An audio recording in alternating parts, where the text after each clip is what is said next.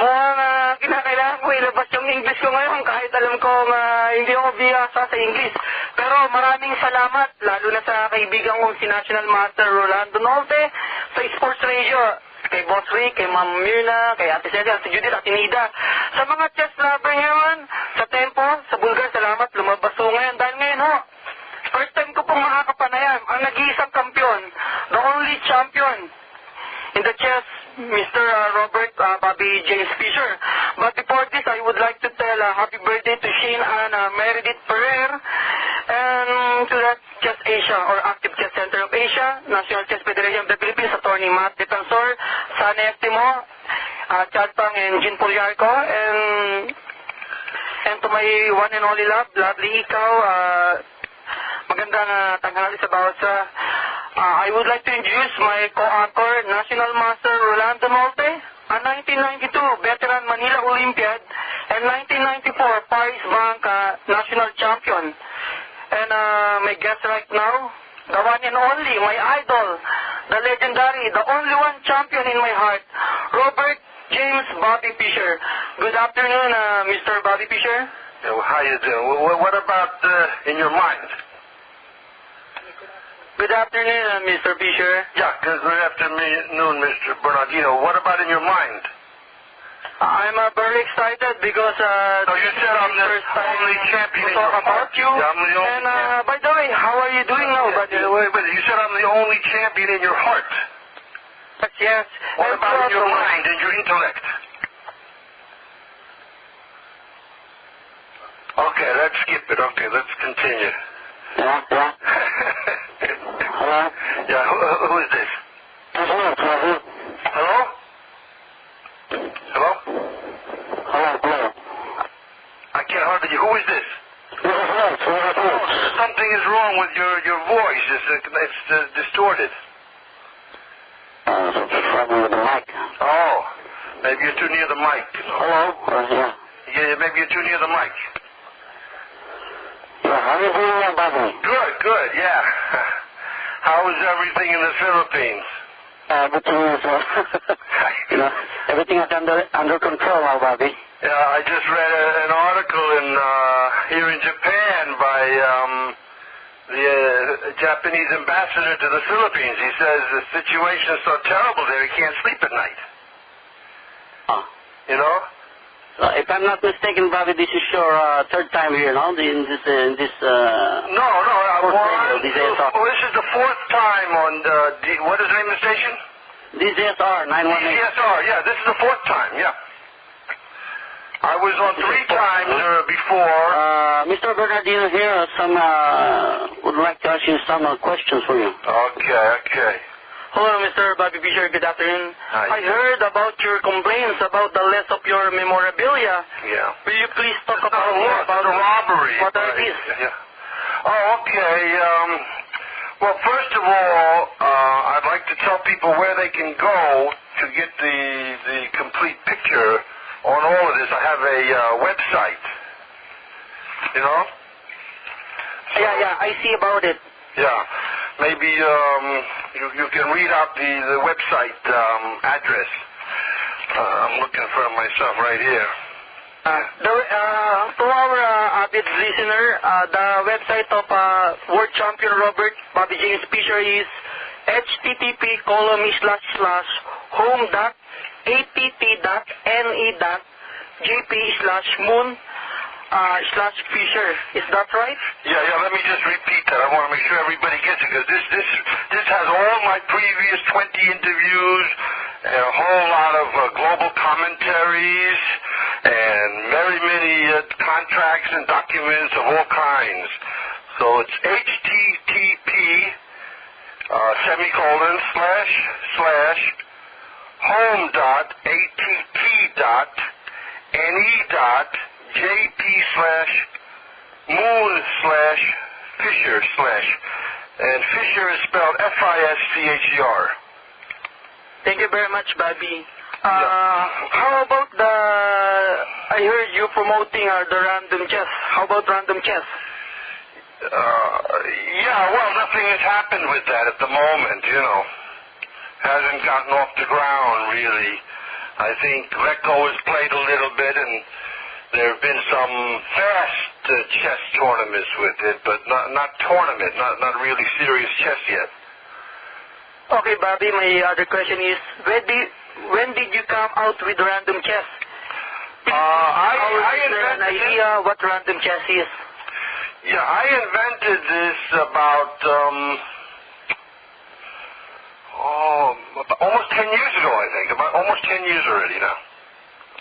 And it's the same as the old chess, except in Fisher Random Chess, you have 960 starting positions, whereas in the old chess you just have one. And it's almost the same in every way, except for that. You see, you mix the back row of the pieces in a certain way. There are certain limitations. It's not every single mix counts, you see. So, but there are 960 starting positions, and you can castle on both sides from all of these 960 starting positions.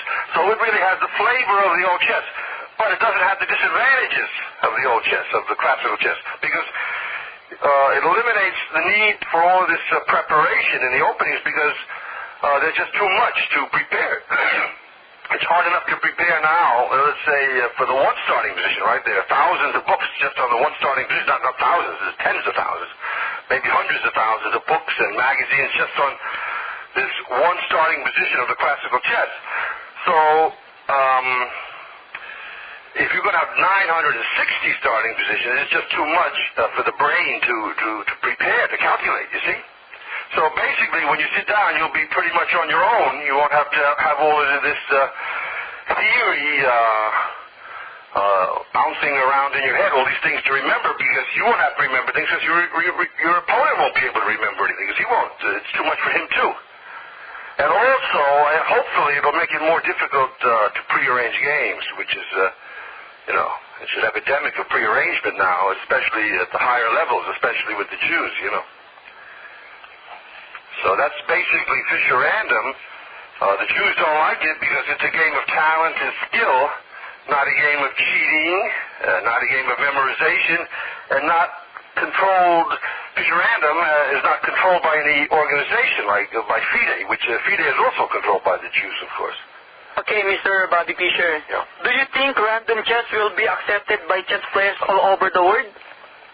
I hope so. I think eventually, yeah. It's just the problem of these damn Jews. They're blocking it,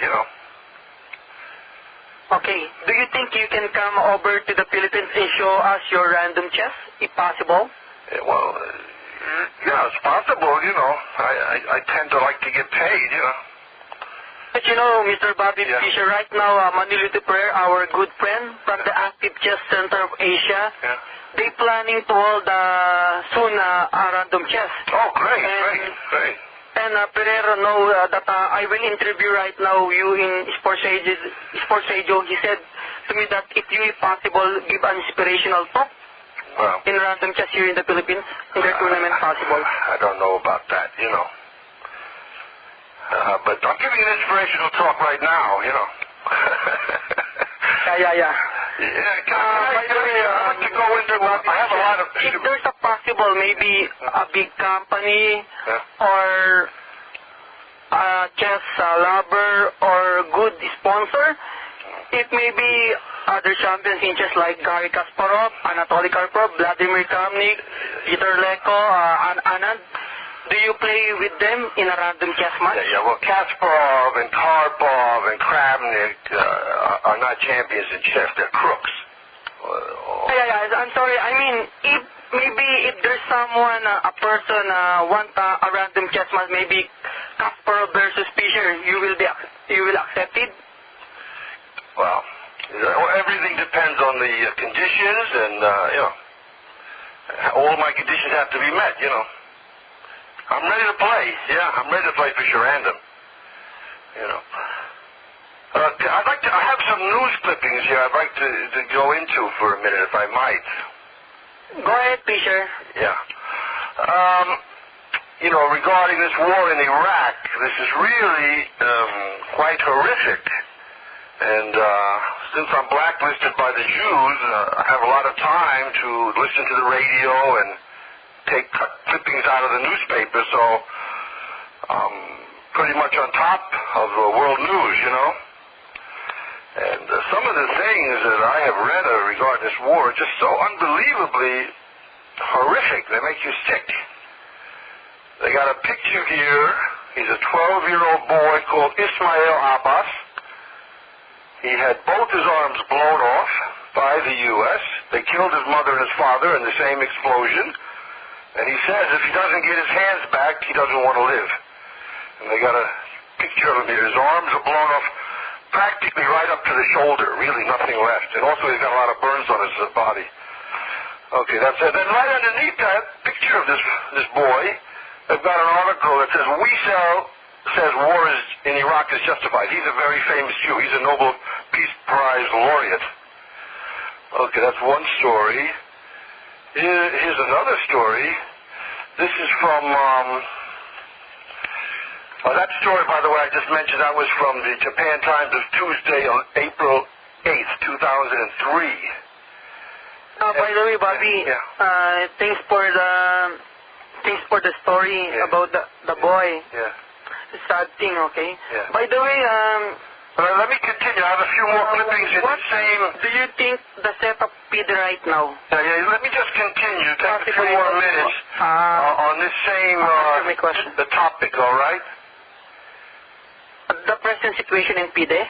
Yeah, no. I want to continue regarding this Iraq war, if you don't mind. Just go ahead, Bobby. For Go a few ahead. more minutes. I have another clipping. This is from the Japan Times of Thursday, May 1st, 2003. And it's about depleted uranium ammo, radioactive fallout, courtesy of the U.S. over in Iraq. See, the United States spread lots of depleted uranium in Iraq in the first war against Iraq in 91, I think it was. And now they've done it again in the second war against Iraq. And it said here that this uranium-238, that's what depleted uranium is, uranium-238 has a half-life of 4.46 billion years. This isn't a problem that's going to go away soon. And this stuff causes cancer. Okay, it's another story there. And now the story, this is really horrible. Here, U.S., this is from the Yomiuri Shimbun of April 16, 2003. U.S. has no plans to count civilian casualties or property damage. That's over in Iraq. And it says, the Pentagon said yesterday that it has no plans to determine how many Iraqi civilians may have been killed or injured or suffered property damage as a result of U.S. military operations in Iraq. And now is another story from the Yomiuri Shimbun, June 1st, 2003. It's taken from the Washington Post. That's an American newspaper. And this is really very terrible. The headline is Loss of Limbs and Livelihood. And it says, many Iraqis say U.S. is not making up for war damage. Now, that's a typically dirty, misleading statement. Many Iraqis say U.S. is not making up for war damage. All Iraqis say that. The U.S. hasn't done anything, hasn't paid anybody anything. But this is a story about a very beautiful girl. Her name is Dina Sarhan. And she lost a leg to a fragment from a U.S. tank round that smashed through the front door of her house on April 10th. And then she went to the United States, authorities there the occupying authorities there in Iraq to ask them for a prosthetic leg. But she has been told during visits from U.S. military officials and an Army chaplain that none will be forthcoming. See, no prosthetic leg even for her, see? U.S. officials have made clear to Iraqis that they do not intend to conduct a complete accounting of war damages, nor compensate those who say the occupying army owes them something. John Kincannon, a spokesman for the Pentagon's Office of Reconstruction and Humanitarian Assistance, he says, how do you ascertain facts 3 months after the incident, for example? And once word gets out that the Americans are paying people for damages, where does it stop? I want to tell this character, John in Canada. You should have thought of that before you invaded Iraq. I have another story here from a Japanese paper. This is Japan Times, April 20th, 2003. America is the greatest abuser of WMD, that's weapons of mass destruction. What in the end boggles the mind is that such a transparently political term as WMD could be manipulated to launch a war. And now here's another story. This is not about Iraq. This is about something else. This is Hiroshima blast marked. 14 anti-nuclear bomb protesters held in the U.S. They were arrested. 14 protesters were arrested for protesting the Hiroshima nuclear bomb that the U.S. dropped on August 6, 1945. And up until now, they've been doing this for many years now, see? They've been doing this for decades. And they protested outside of the Y-12 nuclear plant to commemorate the atomic bombing of Hiroshima during World War II. But now, up until now, the fine has only been $50. But the U.S. says that the protesters have been getting, quote-unquote, more aggressive, whatever that means. They don't explain what it means.